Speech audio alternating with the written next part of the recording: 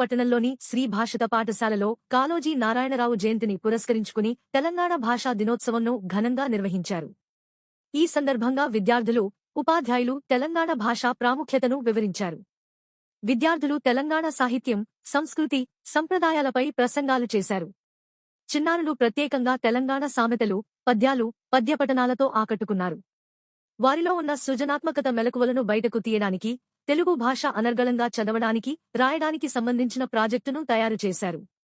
విద్యార్థులు తయారు చేసిన ప్రాజెక్టులను తల్లిదండ్రులు వీక్షించడానికి వచ్చారు. ఈ వేడుకలో ప్రసంగించిన పాఠశాల కరస్పాండెంట్ పోలపల్లి సుందర్ మాట్లాడుతూ కాళోజీ సాహిత్య సేవలను గుర్తుచేస్తూ విద్యార్థులు తెలంగాణ భాష, సంస్కృతిని గౌరవించి తమ దైనందిన జీవితంలో వాడుకోవాలని సూచించారు.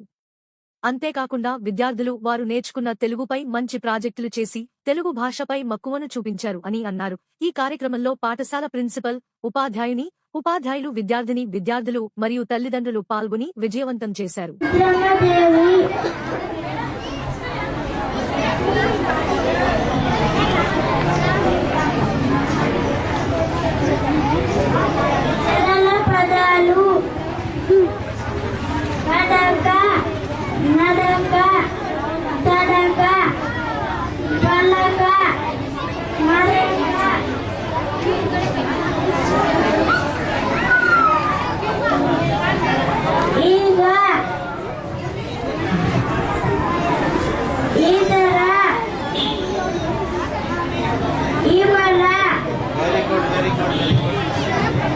అందరికీ తెలంగాణ భాషా దినోత్సవ శుభాకాంక్షలు.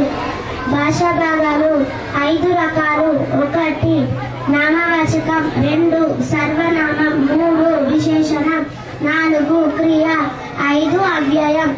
1వది నామవాచకం, పేర్లను తెలియజేసేది. ఉదాహరణ: రాముడు, సీత, కడియం, ఆవు, మామిడికాయ, లక్ష్మి, చిలుక, పిచ్చుక. 2వది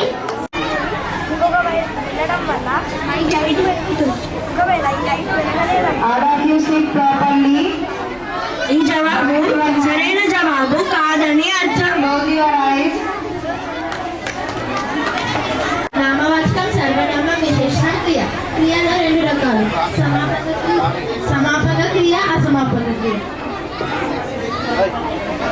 భాష పాటల ఊట, సకల కళలకు పూదోట, ఆనందాన్ని ఇచ్చే భాష, నలుగురు మెచ్చే భాష, బహుళ చక్కనైన భాష, వెన్నెల లాంటి వెలుగునిచ్చే భాష, అవనిలో అమ్మ భాష, గొప్పనైనది తెలుగు భాష. ధన్యవాదాలు.